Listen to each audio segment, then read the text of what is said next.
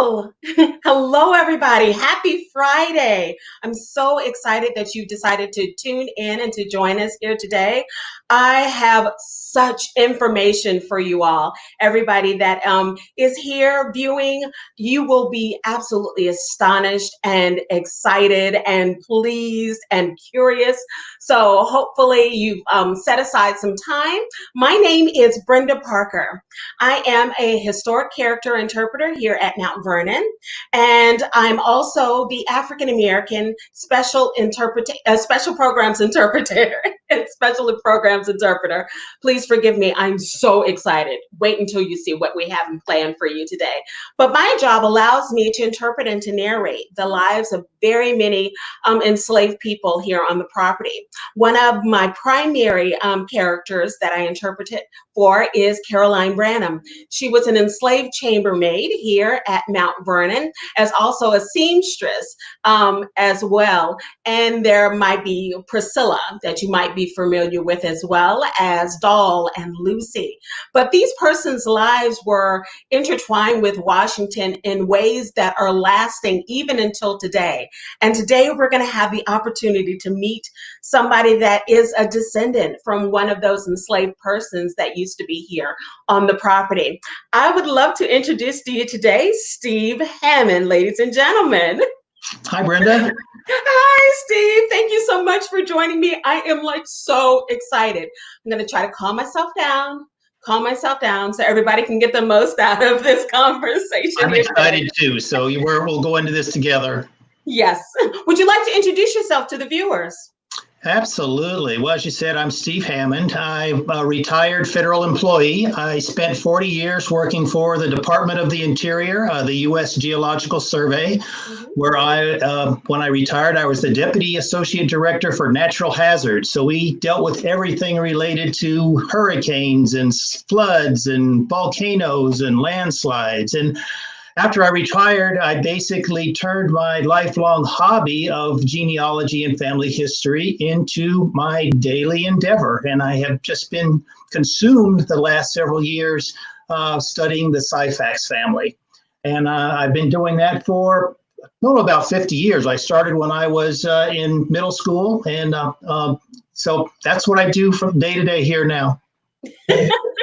That is so interesting. So you mentioned a name, the Syphax family, and that is part of your genealogy. That's part of your legacy, your heritage. It is. Very Absolutely. good. The interesting thing about that story is that I had no idea how we were connected to the Syphax until I was introduced to the Syphaxes by a cousin when I was in middle school. And it started out by a question saying, "Did you know that you were related to George Washington?" And I said, "What? No way. There is no way." And so that started me on a lifelong study of trying to figure out, decipher fact from fiction. And I wanted to learn more about this family. And over the course of the years, there's actually been a considerable amount written about the Syphaxes. And there is a lot in the literature and in documents that is, I think, yet to be discovered. And my goal now is to try to pick out everything that I possibly can and share it to kind of educate others and try to make the Syphax family, kind of figure into history. And hopefully, I think, have some dialogue in our society about, enslaved families and those that are free. That is wonderful. We use this term in the interpreter world or in the acting world called the power of place. Can you tell me about some places here in the Alexandria area and the DC area that are connected to your family? Some places or some sites that people can go and find out more information, or at least just be in the same space as where your family was? Absolutely. So as we talk about this, I'll ask Jeanette to throw up the first slide here that we have to share. The Syphaxes have an attachment to several locations, historical locations in the DC, Virginia area. There is a connection with Mount Vernon, which is that star down at the bottom of the screen. There are a number of Syphaxes that were in Alexandria. Also at not Mount Vernon, but at Arlington National Cemetery and the Arlington House.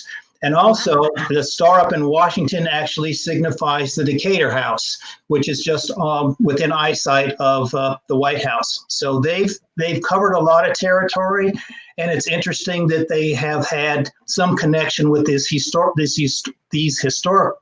historical sites that are working to try to do more interpretation of the people who actually lived and worked and died in some of these locations. This is absolutely wonderful. Absolutely wonderful. So we have George Washington's estate here at Mount Vernon. That's where I currently interpret. I've had the opportunity to visit the Decatur House as well as Arlington as well. Would you like to talk more specifically about any of these particular sites, and maybe just like tease us with a little bit of attachment to a name? Let's get more into the name and more detailed. Absolutely. There's such a long history here with the Syphaxes. We have, a couple of hundred years that we can talk about, and we only have 55 minutes to go through some of this stuff. But I'd like to say before we talk about the three is that we've got a congressman that's a part of this who basically helped change policy related to South Africa and apartheid. We have a couple of Tuskegee Airmen. We have a couple of Civil War veterans. We have folks that help to send hundreds of students to college in terms of education. So there's a wide swath of stories here. And the thing is most families have these kinds of stories. And one of the things I hope to do is to encourage people to tell their own stories as they hear these about the Syphaxes. But the three areas that I wanted to talk about today were the Decatur House, where I'm a direct descendant of Nancy Syphax. We'll talk about William Syphax, her father, and one of his spouses. And then we'll also talk about Nancy's brother, Charles Syphax, and his wife, who have probably the closest connection to Mount Vernon and then ended up at the Arlington plantation of George Washington Parke Custis.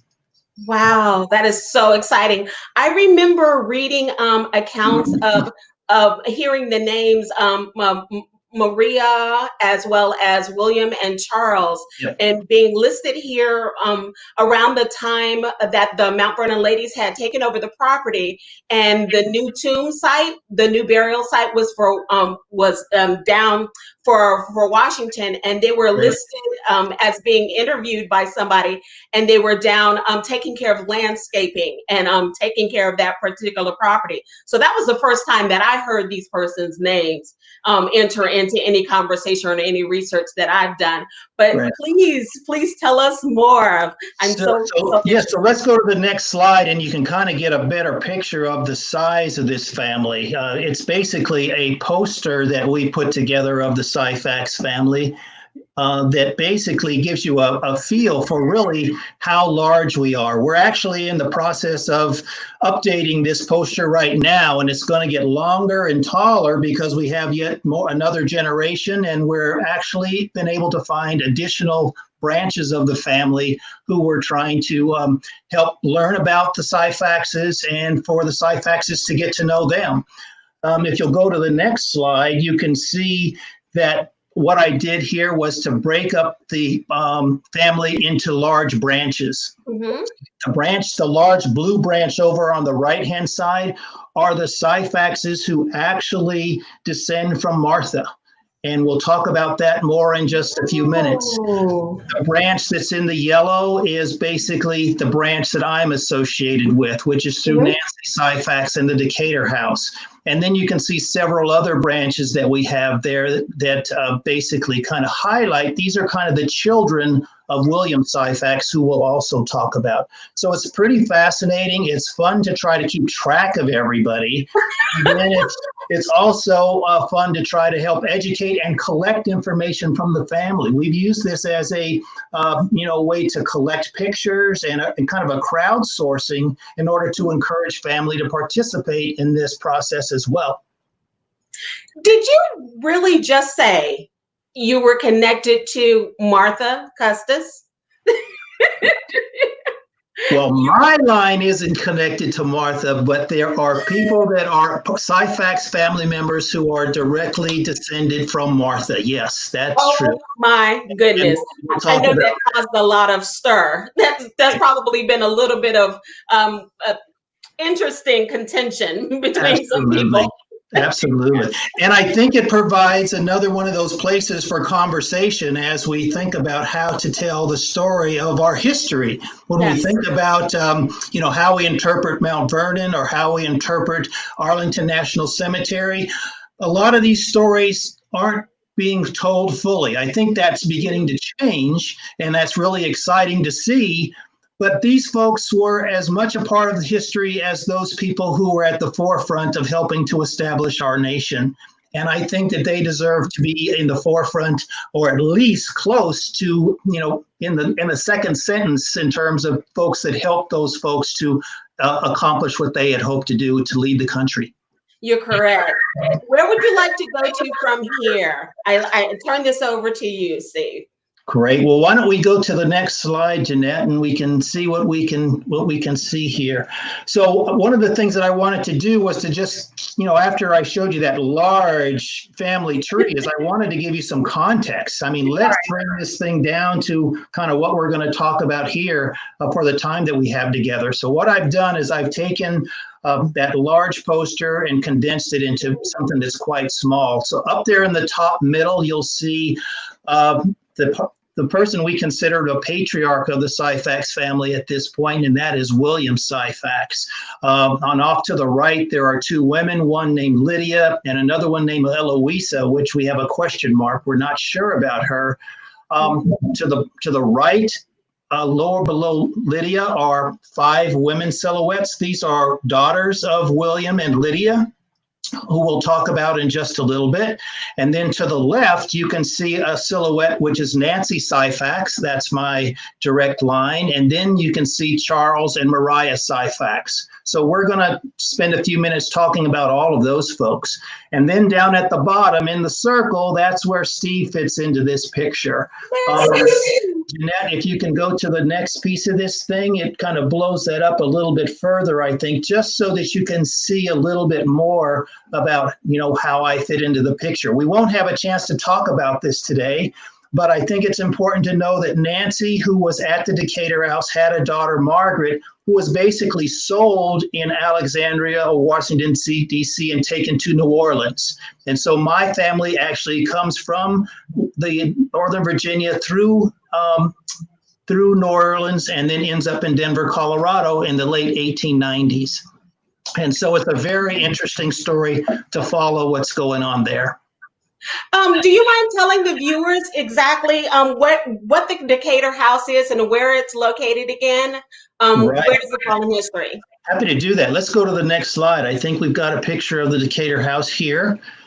And if you're familiar with Lafayette Square, which is right there out in front of the White House, Lafayette Square is in the northwestern corner. It basically faces Lafayette Square. If you were standing on the porch of that building, you would be able to see the White House. And this is where we find Nancy around 1835, 1838. We believe that she arrived before that, but we learned about her from the will of the person who owned it at the time, which was John Gadsby. I don't know if that name rings a bell or not, but John Gadsby was basically the tavern owner who had a tavern in Alexandria. Yes. And it turns out that John Gadsby actually lived just a couple of blocks away from where William Syphax lived. And we'll circle back to that one in just a minute as well. So how he actually acquired Nancy is not clear, but we know clearly from his will and the will of his wife that Nancy was owned by both of them. She lived in that carriage house back in the backside. You can see a low building off to the right. The lower part was a kitchen and a place for food preparation, and the upper part is where the enslaved lived in that home. So why don't we go to the next slide, and I'll tell you just a little bit about Nancy. She basically was willed to his wife from John John Gadsby willed Nancy to his wife. Her name was Providence. And then when Providence passed away, she willed her to her daughter, Augusta McBlair. And one of the things that people may not be familiar with is that, we're familiar with the Emancipation Proclamation, which occurred in 1863, but many folks may not be familiar with the D.C. Compensation Emancipation Act of 1862. Yes. And so I want to share a little bit about you with that. In 1862, Congress passed a bill that basically said that all enslaved people in Washington, D.C. were free. That's right. As a part of that, they basically agreed to compensate the owners of those people if they were to file a petition. And so what I have here for you are a couple of pieces of paper. The first on the left shows the second page of the petition that Augusta McBlair filed. And she basically said on the front page that Nancy Syphax was worth $800. And then on the second page, she describes what Nancy's value was. And I don't know if you can read that, Brenda, but let's blow that up so the viewers can see it at home. Let's go ahead and go to full screen on that, and I will try to read it for everybody there. It does say Nancy Syphax, and it says that she is about 5 feet, 2 inches high, with a yellow complexion. She is a black with black eyes, and let me see, black hair. Ooh, goodness gracious. Aged about, does it say 53 years? 53 years, right. Oh my goodness. 53 years old. That's right. So there's another part of this petition that actually goes on to say that she was a good laundress, that she really helped around the house. So Augusta McBlair was trying to highlight why Nancy was worth this $800. And she was hoping to be compensated for her loss. And so over to the right, she files this petition. There were more than 900 people that actually filed petitions here. And so she was one of these 900 odd people that basically filed a petition, and a commission actually reviewed these petitions. And over on the right-hand side shows the ledger of what she was basically given for the value of Nancy. So she claimed she was worth $800, and on the right-hand side in the circle, you can see that Nancy, Augusta McBlair, received just over $87 for Nancy's value. Now, there's a couple of things that are very interesting to me here. First of all, that there's such a large difference in terms of what she felt she was worth and what she received. Yes. But what is more incredible to me is the fact that the DC Compensation Emancipation Act actually paid people for the losses they incurred as a result of people being freed. Their human property, yes.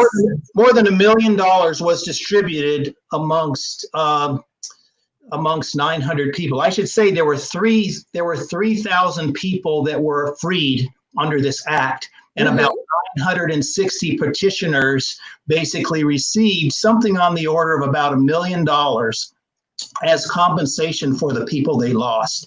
The other interesting thing about this is that Nancy actually, after she was freed, continued to work in the Augusta McBlair house until she passed away in about 1870. And she worked in a paid position. We don't know. We don't know that she was paid. She may have just been a domestic who was given room and board, and this became her. This was her life. This was her life. Yeah, a lot of people aren't aware of the Emancipation Day ceremonies and parades that they still hold today here in the DC area. I came upon that information myself just a couple of years ago. And so we have these moments in time in our history, our nation's history, to where different small groups of people were given their emancipation, or they were manumitted for different reasons. And just like you were pointing out, the difference in the disparity of compensation for the human property that she was given, it goes along, it goes along the lines of, I put this much time into this person, and, this person has this particular skill, and things of that particular nature. And I love that your family is connected to this portion of history that a lot of people they're not aware of. They're so focused on, just recently, everybody's been acknowledging and celebrating Juneteenth, and there's still those that don't realize that it wasn't until the actual amendment, the 13th Amendment, that made it, solidified it as far as that occurred a year later after this. I mean, yes. As Lincoln was trying to make a decision on what to do, this had already occurred. And I think the really stark thing for me here is that people were in fact compensated for the losses that they incurred. And the people like Nancy Syphax and the other 3,000 people who were enslaved received their freedom, which is huge, but nothing else. Nothing in return in terms of the years that they were enslaved. It's worth a conversation in our society about how that kind of plays out. Yes, definitely. Why don't we move on and talk a little bit about William? Can we go to the next slide? Well, okay, so this will lead into that. So one of the things I want to share for folks that want to learn more about the Syphax family is just recently for the Decatur House, working with Matt Costello and the White House Historical Association, I wrote a piece about Nancy Syphax, and you can find that on the website there at Decatur House. Just simply Google Decatur House and it should come up. And it talks a little bit more about my direct line and some of the history that we have there. The picture in the middle shows me actually at the African American History Museum there in DC, where a good friend, basically on the opening of the museum a few years ago, wanted to try to do an exhibit that talked about the Freedmen's Village as well as the Syphaxes. So if you haven't been to the African American History Museum, I encourage you to do so. And on the second floor, one that maybe doesn't get quite as much attention as the others there is actually an exhibit that's called Transitions in Freedom that includes a conversation about the Syphaxes over at Arlington. And then over on the right-hand side points to an article that was written by the Smithsonian that talks about the biracial family and the history of the Syphaxes, which I find very fascinating. And it also gives you kind of a background about the family. Wonderful. All right, let's get on with William. So let's talk about William for a few minutes here. So William Syphax, as I said, we consider him the patriarch, and the history there very quickly is that the folklore says that he came to Virginia from Canada. I've been able to find no proof that shows that. Doesn't mean that it happened. We believe that he was born around 1773 or so. It's possible that his parents could have been sympathizers and could have been taken to Canada, and perhaps he found his way back. Or for some reason, he came to Virginia and settled here.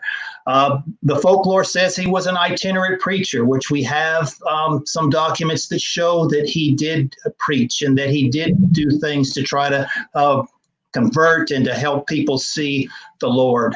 But the interesting thing here is that William Syphax worked to free himself. He was able to accomplish that in 1817. This is a deed that was signed that shows his freedom. He bought his own freedom.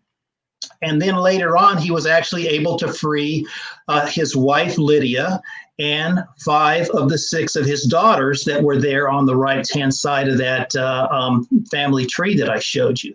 The interesting thing that I wanted to point out here is that we've got 2 men, Thomas Barocas and Samuel Wheeler, who signed the manumission deed.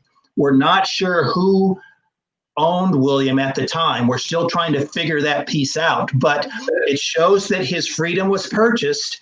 And one of the folks that was a witness here is Edward Stabler. There in the red circles, Edward Stabler. And that may or may not sound familiar to folks from the area, but Edward Stabler was the apothecary shop owner in Alexandria who basically sold, the prescriptions and drugs to George Washington, Robert E. Lee, Martha Washington. He was a very well-known Quaker who basically, worked to free people, but also had a business there that served the public. Over on the right-hand side, I wanted to point out that William, in freeing his daughters, he basically traveled up and down the coast. Our folklore says that he was from Canada. We have documents that show that he traveled to New York and to Canada to basically talk about his abolitionist views.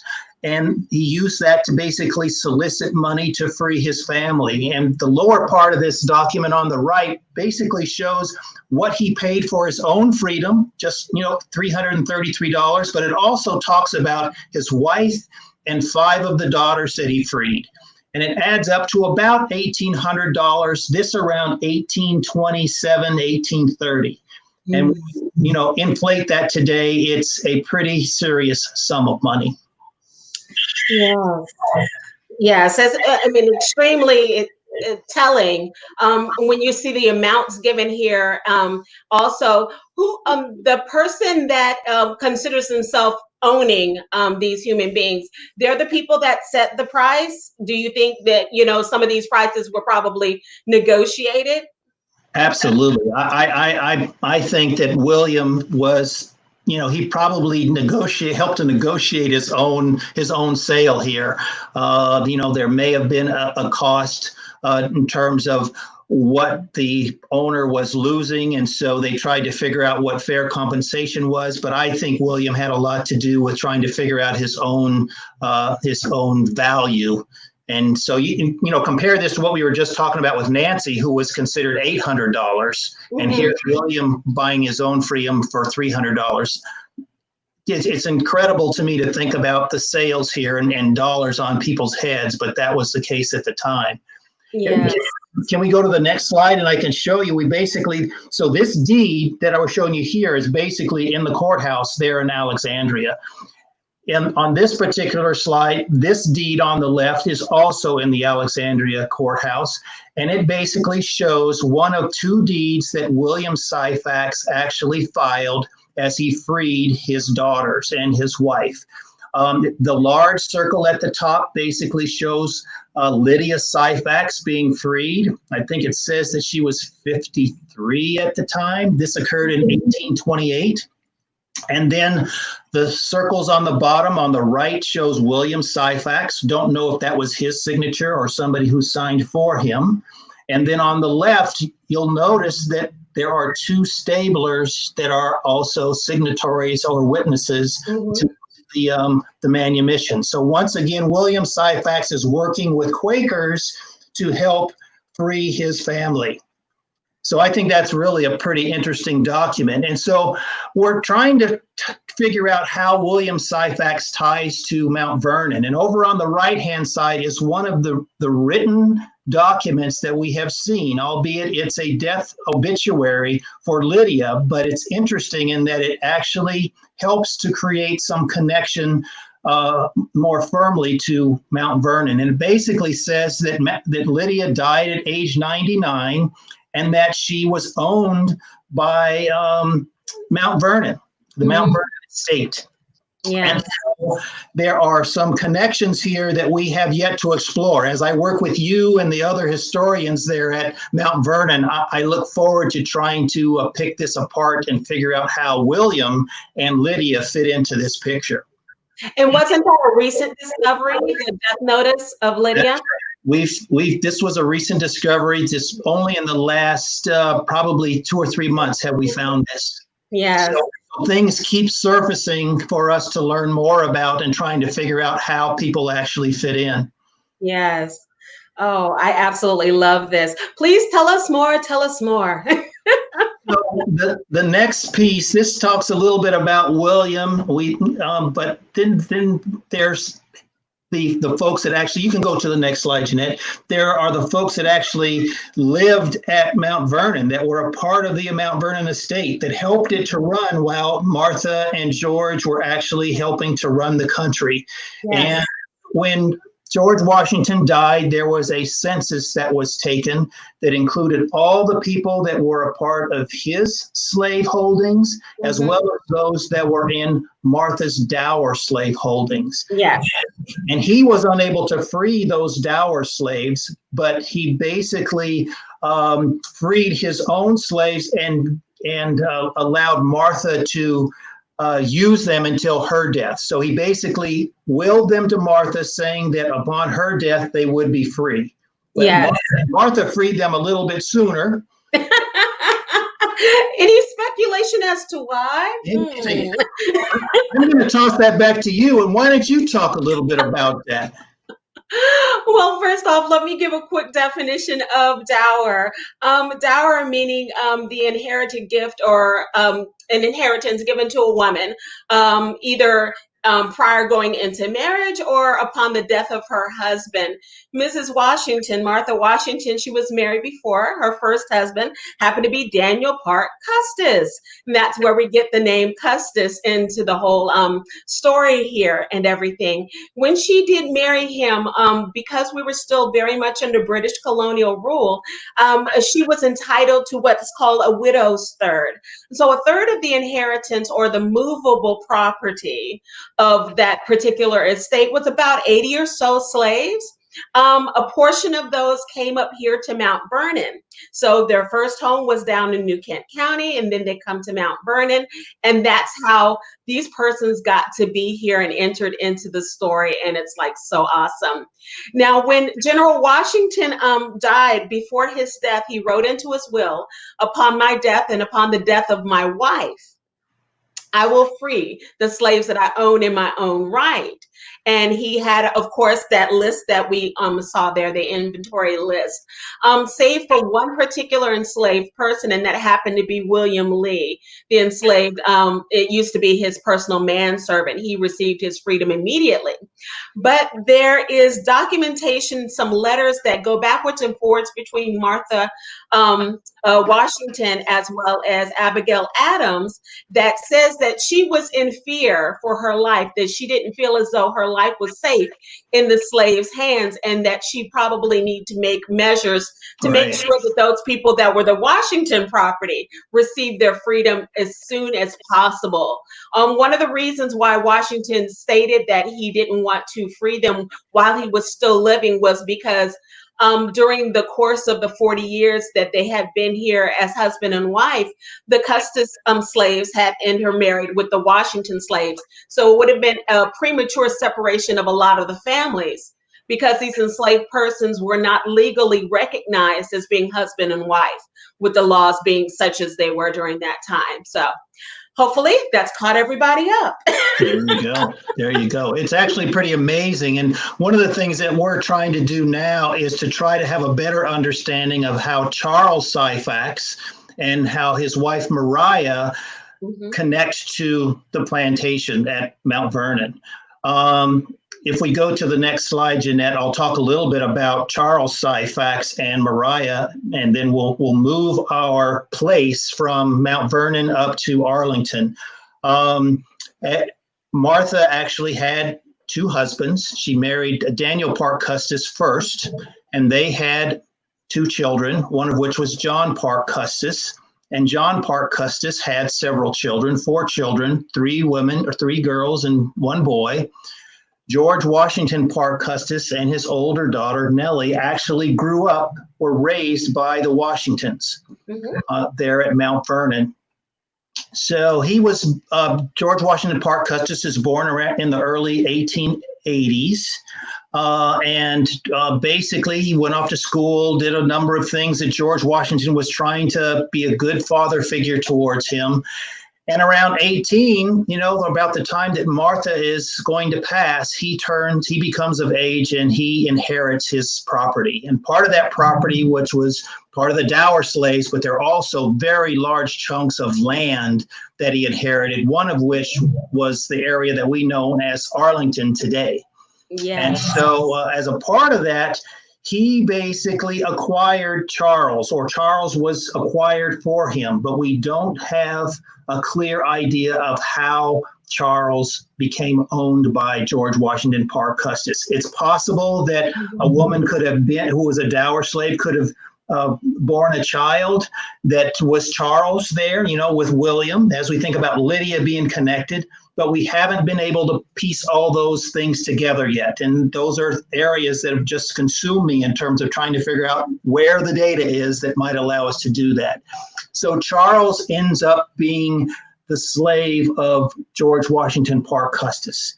Now, about the same time, Martha dies in 1803, 1802, and 1803, Mariah Syphax is born to George Washington Parke Custis and an enslaved woman named Ariana Carter. What we don't know is whether Mariah and Ariana were at Mount Vernon or whether they were actually at Arlington, where Mariah was born. We haven't figured out the place where that might have occurred.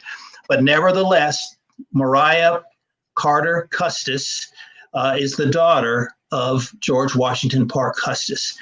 He inherits the land and then moves everybody up to Arlington and begins to build what we know as the Arlington House today, the mansion that basically is a memorial to his grandfather, his step-grandfather, George Washington Parke Custis.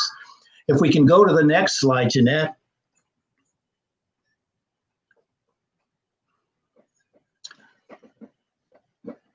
One of the things that we know is that when they got to the property up at Arlington, the house is built between 1803 and 1818.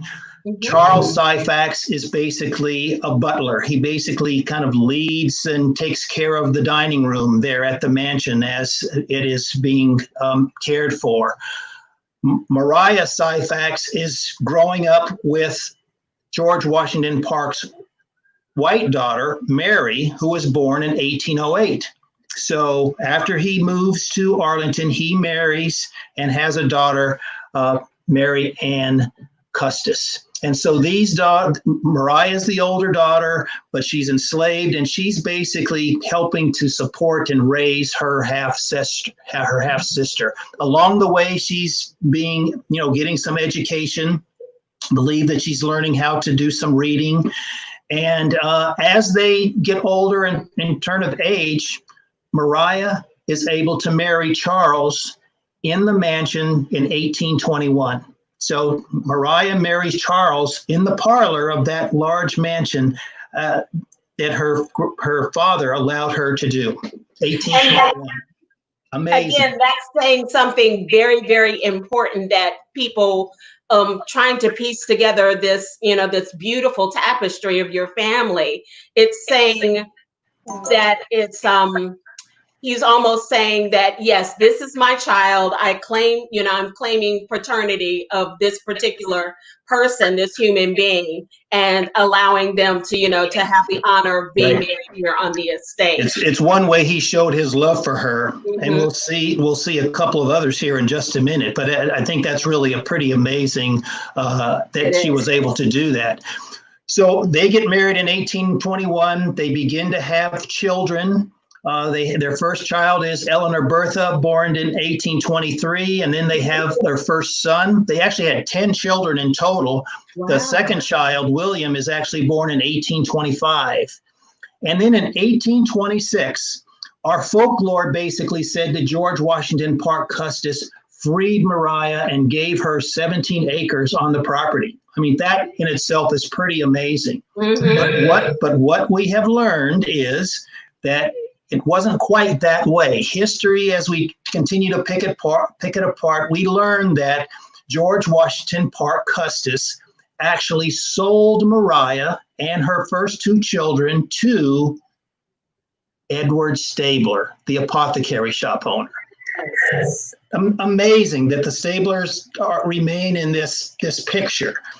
So he basically sells his daughter and her two children to Stabler. Charles remains enslaved, so he continues to be the butler there at the house. The thing that we have, the document that I'm showing here, is actually a deed of manumission that is not written by Edward Stabler, but it's written by his son and his daughter-in-law. And that's because his son and daughter-in-law became the executor of his estate after he passed away. And while there was no written document of a deed that exchanged hands, William Stabler understood what his father's intentions were, and that was to free Mariah once he bought her from George Washington Parke Custis. So the document that you see on the right basically shows at the top, George Washington Parke Custis has sold to him Mariah and her 2 children. But since this is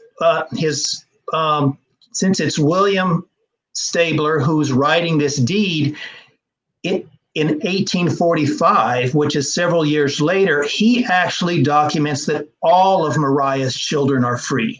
And if you are able to read the document, you'll see all the children's names, as well as Mariah Syphax's, listed in this document. Mm-hmm. So it confirms that all of the Syphax children were free at that particular time. This is an amazing document, and it really kind of changes how we look at the picture of George Washington Parke Custis simply freeing Mariah versus having given her the land that they now are able to occupy. Very interesting to me. So let's go to the next slide, Jeanette.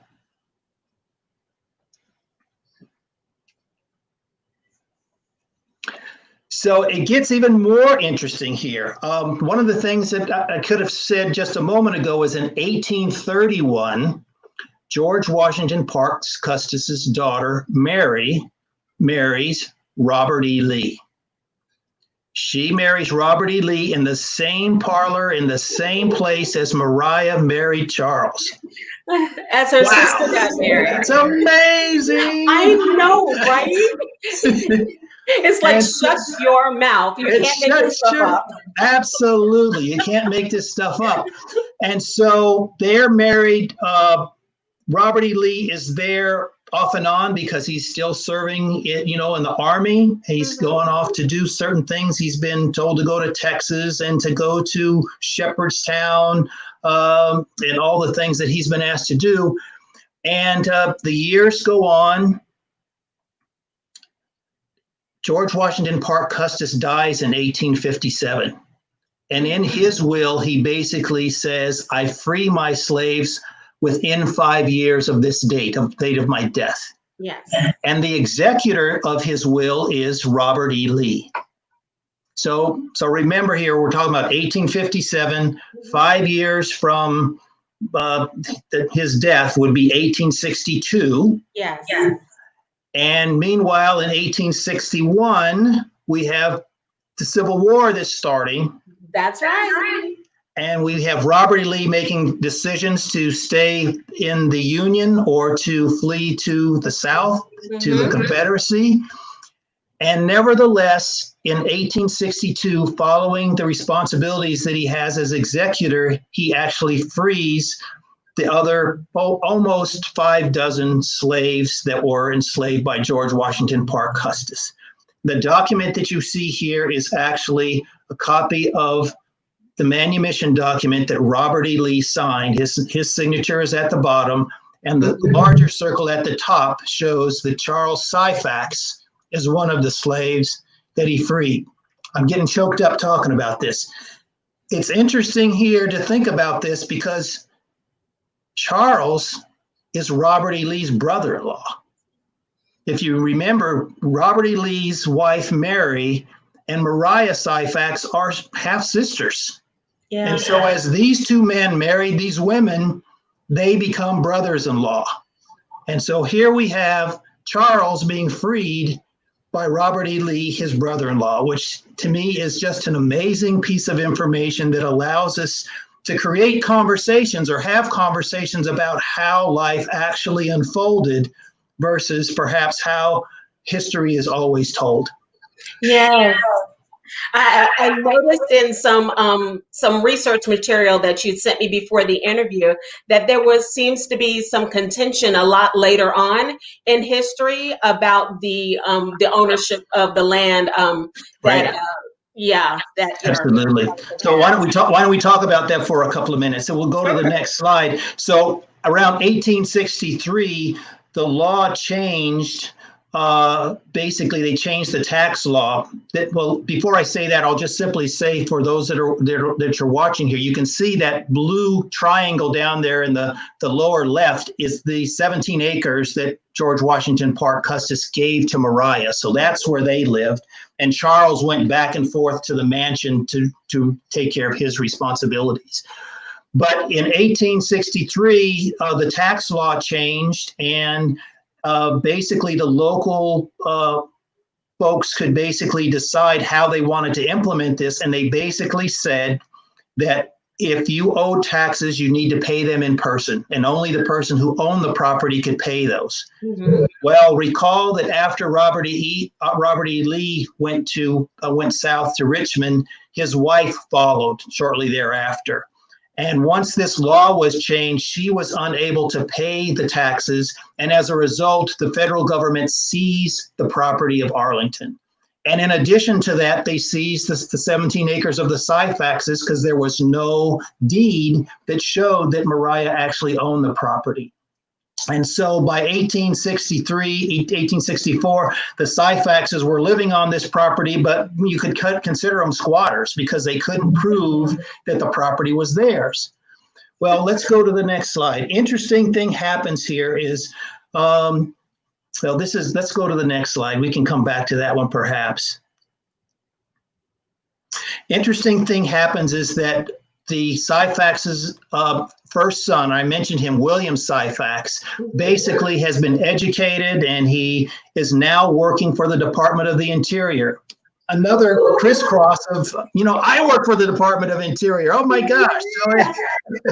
So here I have an uncle that's basically working for the Department of the Interior. But as a result of that, he has been able to get to know people in Congress as a result of their interaction with the Secretary of the Interior, and he actually works towards getting his mother's property back.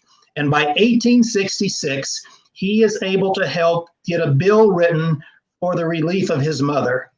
And Andrew Johnson signs in June, this is basically the bill, but in June 1866, Andrew Johnson signed the bill for relief of Mariah Syphax, and Mariah got her 17 acres of property back. And so they now had a title. And in this bill, it also helped to highlight that she was the daughter of George Washington Parke Custis. Yeah. It's something akin to a daughter, without saying the words, they were basically saying he felt something for Mariah, and as a result gave her the property. So the Syphaxes now have their property back in 1866, and they continue to live there for many years after that. I saw a picture of the Freedmen's Village right next to it. Right. So the Freedmen's Bureau was set up directly after the Civil War, and it functioned to help people with lawsuits and reclaiming, property and establishing themselves in different communities and places like that, as well as reuniting and trying to find lost family members that might have been stolen or sold away from you. But they set up this beautiful village down there in Alexandria, and we have a beautiful artist rendering of that as well. Right. Yeah. We're running a little short on time, but I'll ask Jeanette to go back one more slide just so you can get a sense for where Freedmen's Village was with regard to the Syphax property. So it was adjacent to where the Syphaxes were. At its peak, there were probably over 1,000 people that lived in this area. Mm-hmm. And people were coming north to try to figure out what was next in their lives. They were trying to learn a trade. They were trying to figure out, what am I going to do now? What does it mean to be free? And the Syphaxes helped to train and teach people and to support them. There were even Syphaxes actually represented them to the government in terms of trying to make sure that the living conditions in Freedmen's Village were appropriate in terms of people living there. So if we slide forward, Jeanette, a couple of slides. Let's go to the next one. So I want to just simply point out here the connection that I had with William. You can see I'm on the bottom left and William is on the top right. And I think it just couple of things here shows how family have stayed connected. And I think that that's really important. It's one of the goals that I've had as a part of doing my work is how do we learn our family history, but how do we help to share that so that family members and the public and historians kind of know the story of the Syphaxes. Yes. And it just kind of shows how important some of the work that these folks did is. William has a whole story behind him and helping to educate Black students in Washington, D.C. that we can't go into today, but it's a fascinating story. And if you Google William Syphax, you'll find a ton of things. Yes. So let's go on to the next one there, Jeanette. So one of the things, so we had talked about the Syphaxes get their property back, and Mariah, I should say, Charles dies in 1869, and Mariah dies in 1886, and they are both laid to rest in the Syphax Cemetery on the 17 acres. And along with probably about 8 or 9 other people, there was a family cemetery there in which they rested. This particular picture is actually taken in 1930. It's an aerial photograph, which it was a great find. I just really appreciate the work of the historians at Arlington National Cemetery who helped to locate this picture. But what I've done with it is I've tried to overlay the triangle, which is the Syphax property, along with the Freedmen's Village, which is just beyond it. And then in the far distance, if you look really close, you can see a green outline. That was basically where the Department of Agriculture in 1930 had an experimental farm. So we're seeing the use of the property that is known as Arlington changing hands. All of that is basically still unused area, and the cemetery is to the north of this. If you look way at the top to the upper right, you can actually see the long bridge that goes over to Washington, D.C. It's really pretty amazing. So I show you this to simply show how it was being developed. You can see houses that are there. You can see that people were actually living on this land. The unfortunate thing is that there's a radio tower right in the middle of the picture. And I believe the family graveyard is right smack behind it, where you can see some roads and a small house back there. So it kind of shows how life continued to change, and the Syphaxes continue to live on this property for upwards of 80 or 90 years in kind of quiet solitude and being able to make lives for themselves and their children. So if we go to the next picture. This basically shows Arlington as exists today. The cemetery continued to expand. You can see I've overlaid the Freedmen's Village as well as the Syphax property. The Freedman Village actually lies within what is the footprint of Arlington National Cemetery.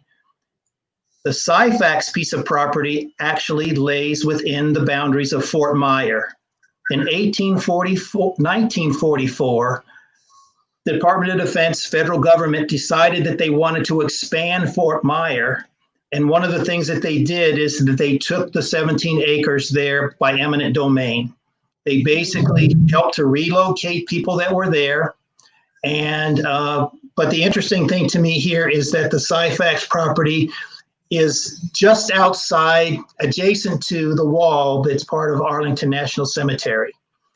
The other thing is that the Syphax burial ground that was there, Mariah and Charles were exhumed along with the others that were there and taken over to Maryland and reburied at Lincoln Memorial Cemetery over in Prince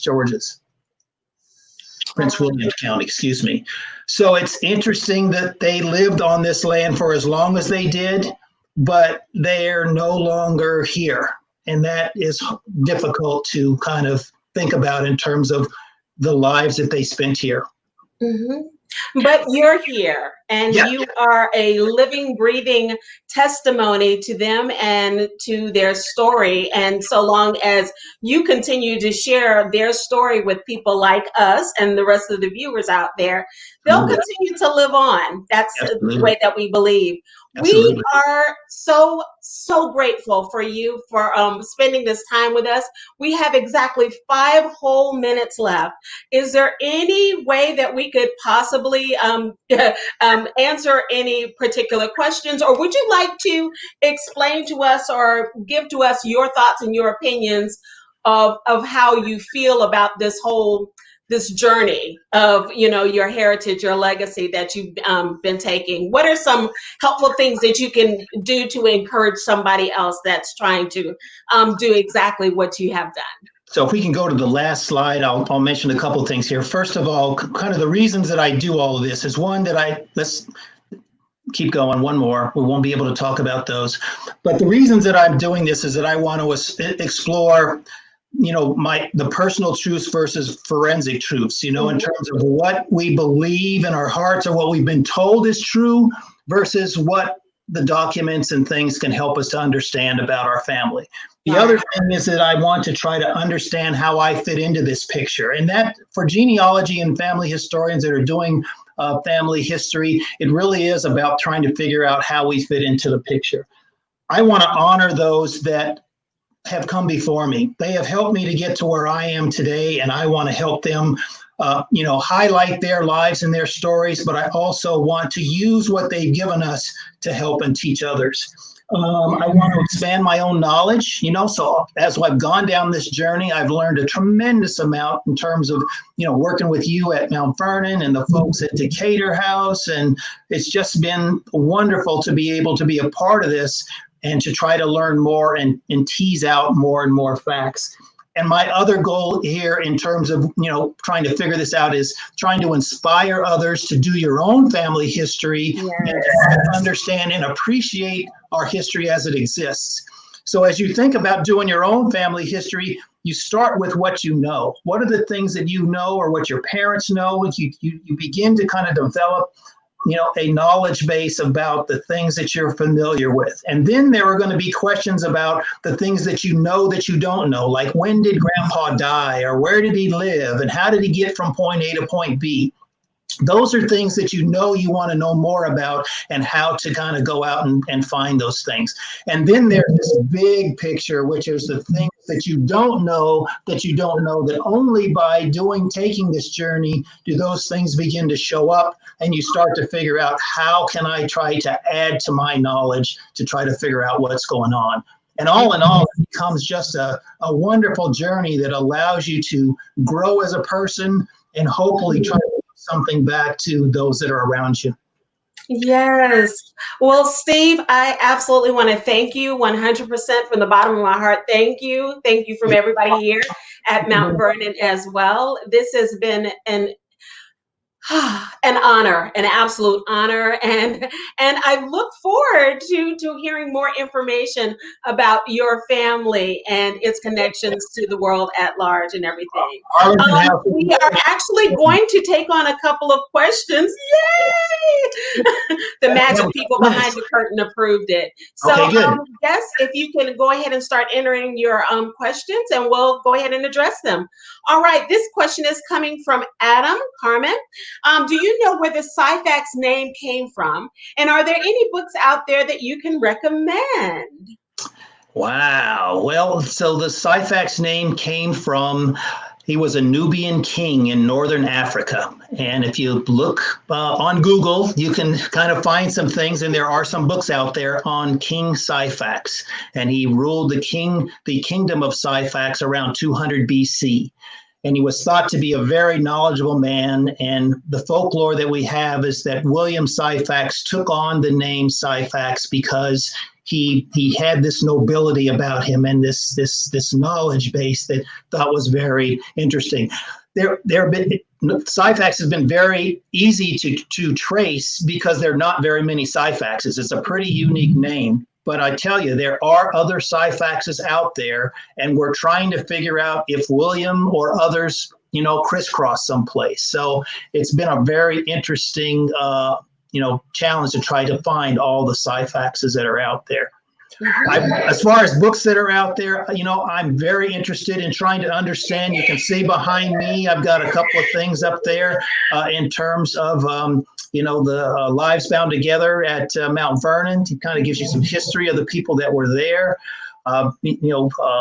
I think Arlington National Cemetery is doing some great things. I want to say that they are about ready to reopen Arlington House as a result of being closed for 2 years. And so they're going to be reopening in the next few months. And there are going to be some new exhibits there for the public, which I think will tell more about the story of the enslaved, not just Robert E. Lee, who it's named after, but also the enslaved people who helped to make that place be what it is. Thank you for that question, Adam. We really appreciate it. Thank you. The next question is from Cynthia Miller. Hello, frequent flyer Cynthia Miller. What are your recommended resources for starting or enhancing a genealogical search? And she says it's very fascinating that you have traced in such detail. She's also done a little bit of tracing as well, and would love any comments or tips. Thanks. Well, I tell you, I'm learning every day. And I was just telling Brenda when we started this morning, I just this week finished a course that's offered by the Midwest African American Genealogy Institute. You can look that up. It's called Maggie for short. And I took a course on African and Native American genealogy. And it is a fascinating study, but they have several tracks that are a part of this group that you can basically, if you're a starter, a beginner, you can learn how to trace your African roots. There are things about DNA, which I took last year, which have been very good. So I would say get involved with a local historical society.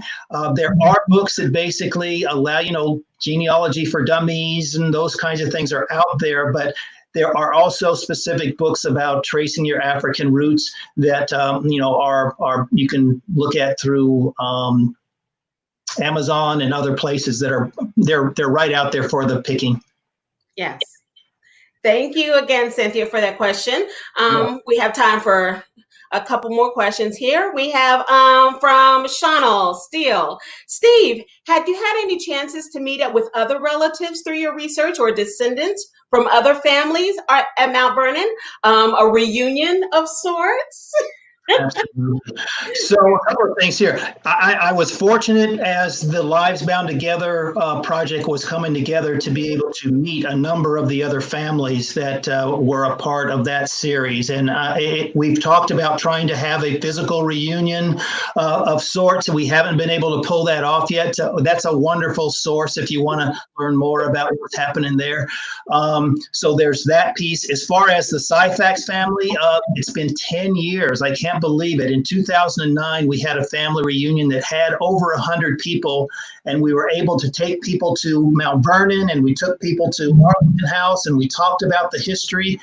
And just 3 weeks ago, we found another large branch of the family who we are welcoming in and their heads are swimming because it's like, yeah, this is huge. I'm not sure I'm ready for all this. But it's been a lot of fun to try to make the tent larger for everybody who's a part of this. Yes. All right. I do believe we have one more question from Lori Edwards. The documents are a little hard to see, even on a laptop, she says. Will you be able to post them separately after this? She'd really love to read these, the family trees and the charts and a little more closely. I think the answer to that is probably yes. We can probably make that, we'll work together and make that available, okay? Yes. And that's been a part of this is how can we help you that are watching to ask the next question? What are things that are of interest to you, and how can we take this knowledge base and make our world a better place? Yes, 100%.